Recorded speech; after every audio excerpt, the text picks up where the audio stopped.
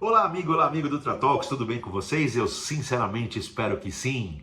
Sextou, e com as sextas essa oportunidade aqui do Fim de Talk, o novo produto da Ultratalks, que visa trazer aí uma coletânea das notícias importantes do nosso mercado ao longo da semana, aquelas veiculadas ou não por nós aqui nas nossas redes, principalmente aquelas em que eu consiga dar os meus 20 centavos de contribuição nesse nosso papo super bacana aqui.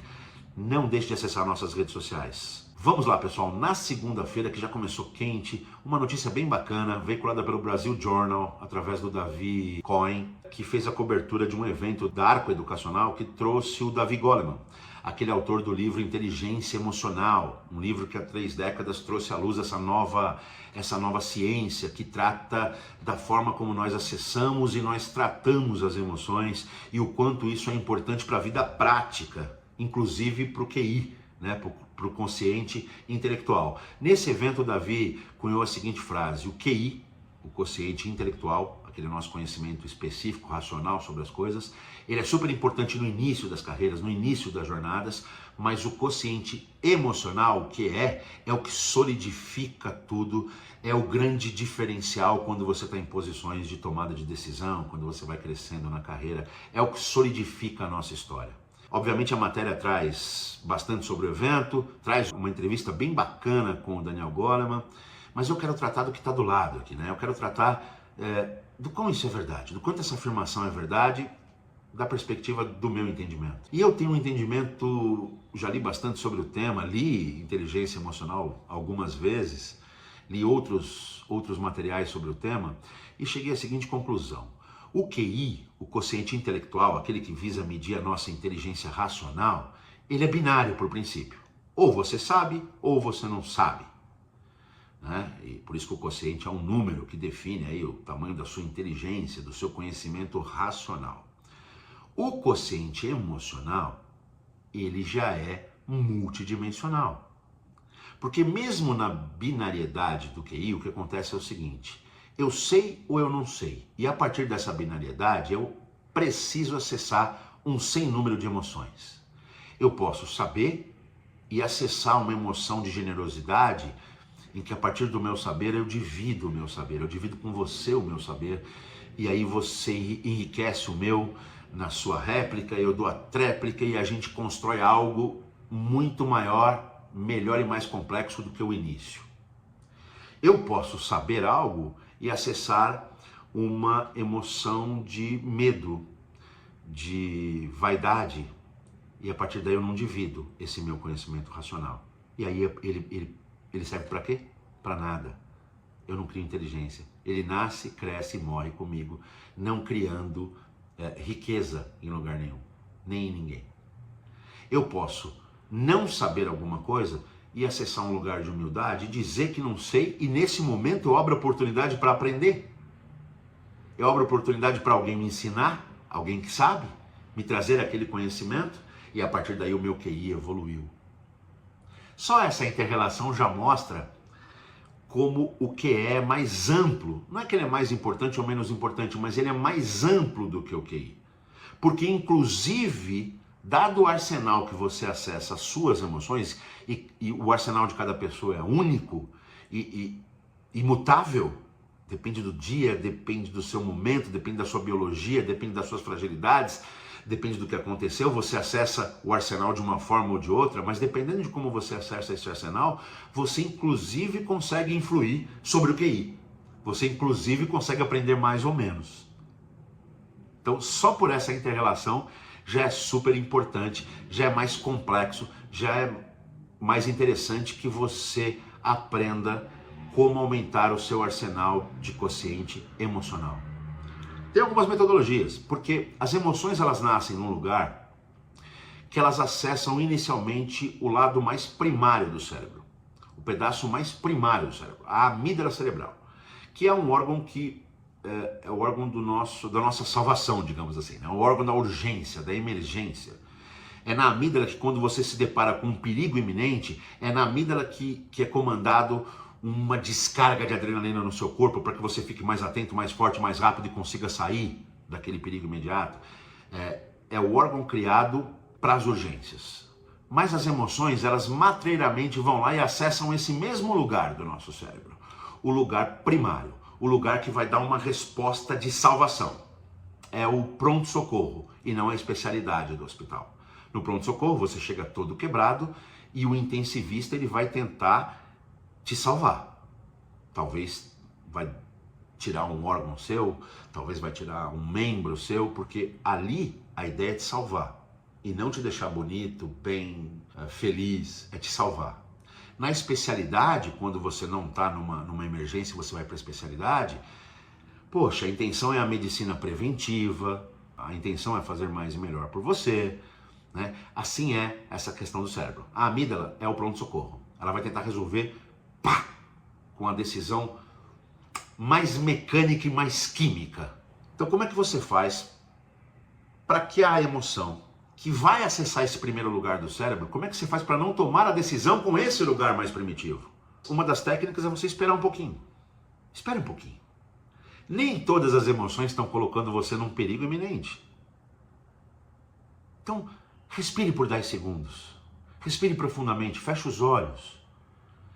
Não permita que a sua decisão advenha do local mais primitivo do seu cérebro.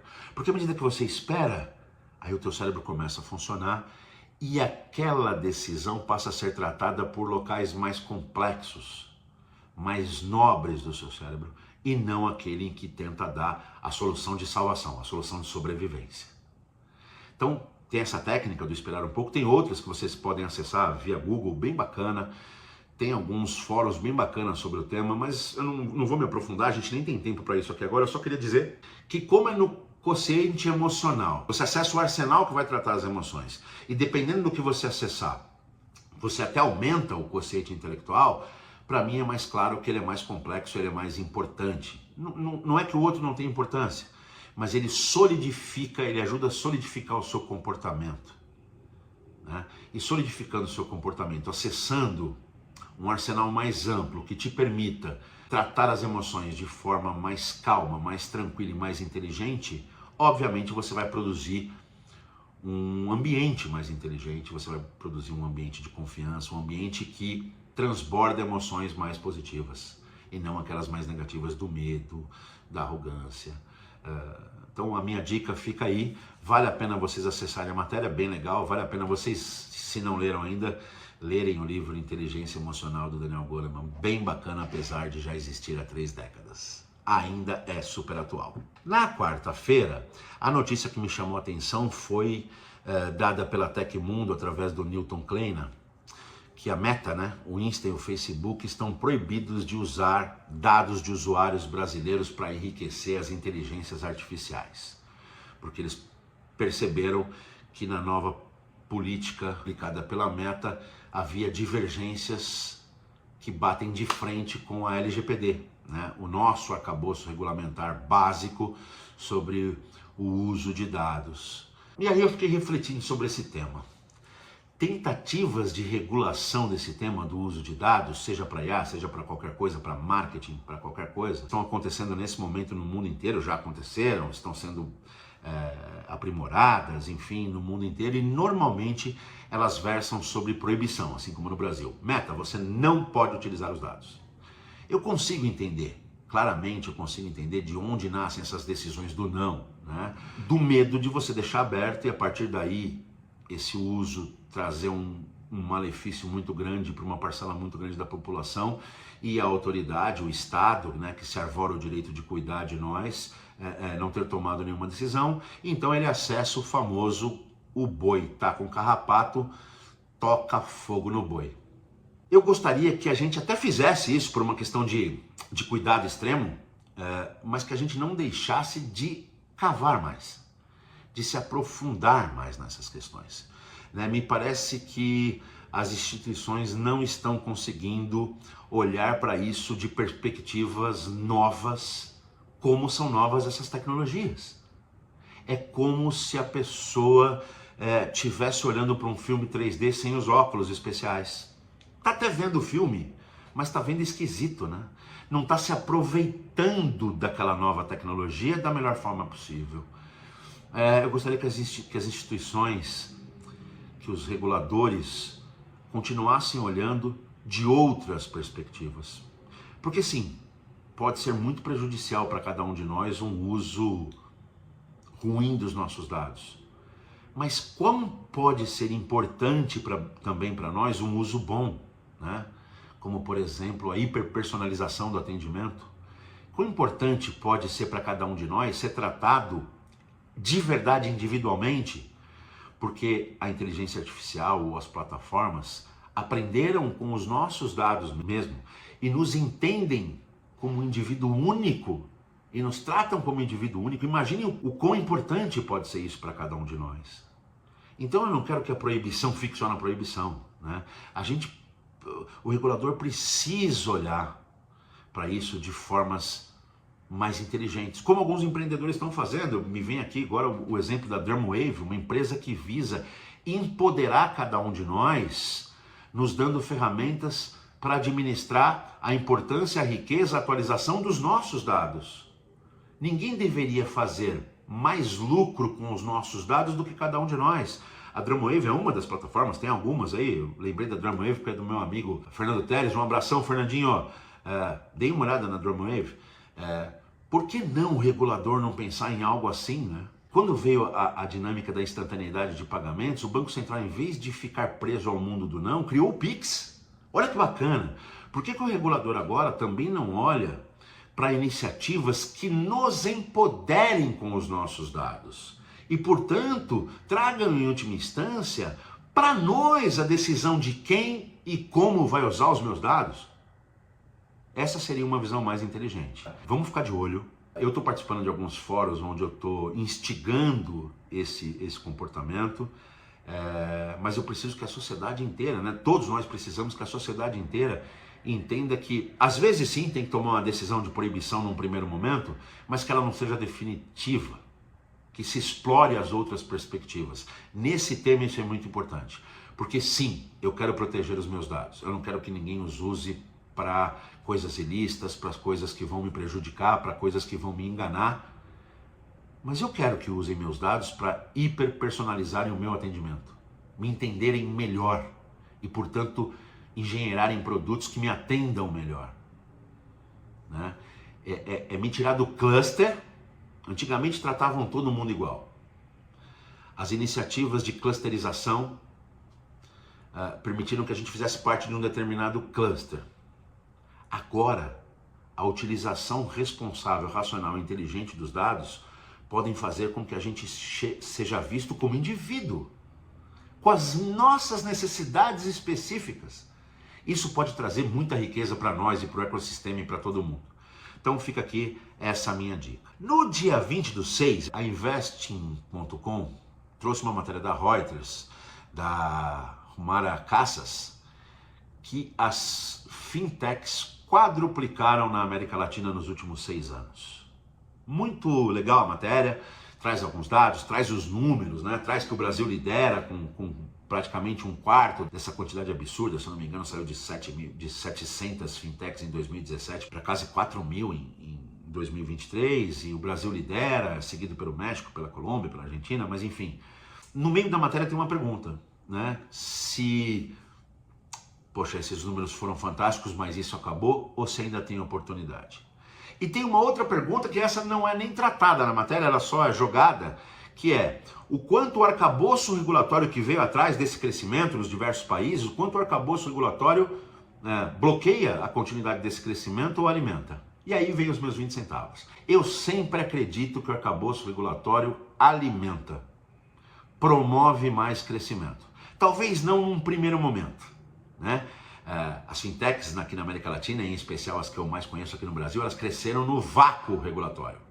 Poxa, será que pode fazer isso? Vamos ver se tem um não pode. Não tem um não pode, mas também não tem um pode, então eu vou fazer. E aí depois o regulador olhava aquela nova dimensão de negócios e vinha regulando, né? O regulador brasileiro é muito competente em fazer isso de forma até bastante rápida. Quando você regula um mercado que atuava fortemente no vácuo da regulação, a primeira coisa que acontece é um monte de gente não estar aderente àquela nova regulação. E aí acontece o balanço da jaqueira, né? E você separa joio de trigo. Muita gente fica no caminho nesse momento. Aí já surge uma primeira oportunidade de você olhar analisar aquela dor, perceber que você tem uma solução para aquela dor, perceber que você tem o cara que errou para se basear e construir o certo a partir daí. Mas fora isso, os mercados de fintech, né, de tecnologia aplicada a finanças, eles são tão amplos, eles são tão multidimensionais que sim, ainda tem muito espaço para o crescimento. Tem muito espaço para crescer. Eu acho que vai quadruplicar nos próximos 6 meses de novo, no mínimo, né? Então, fiquemos de olho. Bem legal essa matéria também para vocês acessarem através dos nossos portais da Investcom. Tem lá os números, bem bacana. A gente sabe que é um mercado super pujante, a gente fala dele o tempo inteiro aqui, né? Então, é muito legal que a gente olhe, porque muitas iniciativas que começam no vácuo e não se sustentam no arcabouço, como eu disse, geram essa oportunidade para crescimento, mas além disso, hoje em dia, com inteligência artificial, com interoperabilidade, com instantaneidade de pagamentos, com Open Finance, as dimensões que crescem, que foram criadas ao longo do tempo, são muito maiores do que aquelas que se disponibilizavam quando começaram a contagem nesses 6 anos. A inteligência produz inteligência, ligado com tudo aquilo que a gente já falou hoje, né? A inteligência, o conhecimento dividido, dimensionado, ela produz mais inteligência. E com isso produz novas dimensões de negócio, né? Hoje estamos falando muito do pagamento B2B, se falou muito disso na Feberbantech, se fala muito disso o dia inteiro. Então, a minha dica é, não abandonem esse mercado, ele ainda tem muito por fazer. Não imaginem que as grandes instituições, que algumas fintechs já se transformaram, né? Algumas fintechs já se transformaram em incumbentes nesse período, graças a Deus, isso mostra a pujança desse mercado, mas não imaginem que isso neutralizou o espaço. Tem muito espaço para crescimento, tem muito espaço para fazer muita coisa. E essa é a última notícia do dia, a minha última dica do dia. Eu desejo a vocês um final de semana muito abençoado e que vocês continuem nos apoiando. Um beijo e um grande finde. Valeu!